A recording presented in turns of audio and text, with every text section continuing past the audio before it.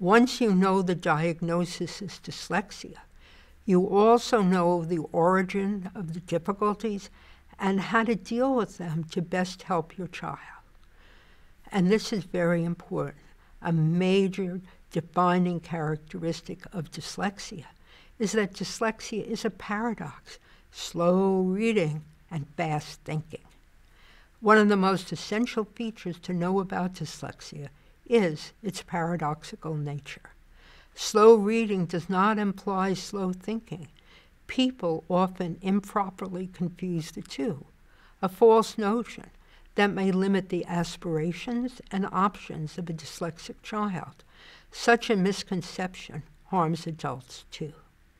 Dyslexia is a true paradox, with weaknesses in concrete observable tasks like reading and spelling, which are noticed in the classroom and result in the students being criticized. That same dyslexic student, however, also has significant strengths in big picture thinking and reasoning, highly advantageous attributes that are not as easily noticed and are often overlooked. So you ask, should his or her life be defined by their high thinking ability and excellent reasoning, or slow reading and poor spelling? You have now heard words describing the paradox of dyslexia. Now you will hear directly how two of the brightest minds have experienced their dyslexia. First, brilliant attorney and dyslexic and good friend David Boyce. Most annoying, he states, is when people equate dyslexia with a thinking disability. Dyslexia gives you the ability to see the entire picture and step back from it and think. Because reading is hard for a dyslexic, it forces you to rely more on thinking. And as you get out into the world, it is thinking that is a lot more prized than reading. Next, renowned financier Charles R. Schwab, who states, I always had great strengths in thinking. Even though I couldn't read quickly, I could imagine things much faster than people who were stuck thinking sequentially. That helped in solving complex business problems. I could visualize how things would look at the end of the tunnel. I intuitively get there much more quickly. So now it's important for me to share with you the 21st century definition of dyslexia. Historically, dyslexia has always been defined clinically as an unexpected difficulty in reading for a person who has the intelligence to be a much better reader. Now we have hard scientific validation of the unexpected nature of dyslexia. And the good news, too, is a new federal definition reflecting the science. So let me indicate to you how the unexpected nature of dyslexia was validated in the 21st century. Now, finally, powerful new evidence validates the disparity between intelligence and reading as a hallmark of dyslexia. As noted earlier, I am the principal investigator of the Connecticut Longitudinal Study, the CLS, which has followed a large random sample of school children from kindergarten entry through to adulthood. While in school, each child was administered an individual IQ or intelligence test, the Wechsler scales in alternate years, you're not supposed to give them every year, and a Woodcock-Johnson reading test yearly.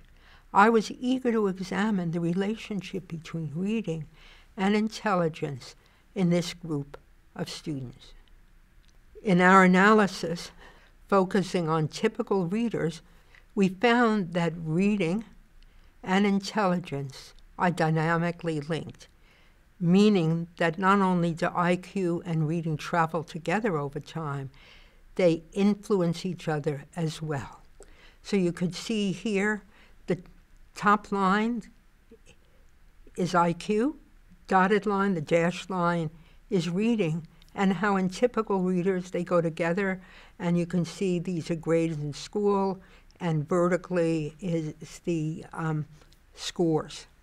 So in typical readers, IQ and reading are linked.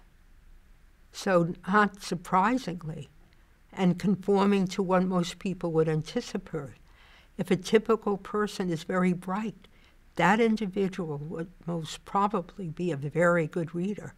And someone who is a very good reader, he will most likely also be quite intelligent. These data indicate that in the case of dyslexia, which is on the right panel, IQ and reading are not linked at all. You could see the straight line representing the intelligence score is way above the dashed line representing the reading score. So that the individual struggles to read and yet has a very high level of intelligence provided the scientific validation of unexpected. And these are very important graphs. I should mention that you can find them in Overcoming Dyslexia, the second edition, and it's also been published in Psychologic Science in 2010. So I'll continue. To many of us, this should be self-evident. But as a researcher, I find empirical findings that validate logical but often questioned associations are necessary, and in this case, rewarding. These data provide the long sought-after empirical validation of the unexpected nature of dyslexia. I understand you're asked this question a lot. Well, doesn't law require a great deal of reading? What are your thoughts here? Law does require reading, and there is no doubt that a lot of the times that I'm going through cases and factual material, I would feel a lot better, and it would go a lot more smoothly if I could read faster. On the other hand, my ability to comprehend what I'm reading that comes from reading more slowly is a great advantage to me in the practice of law.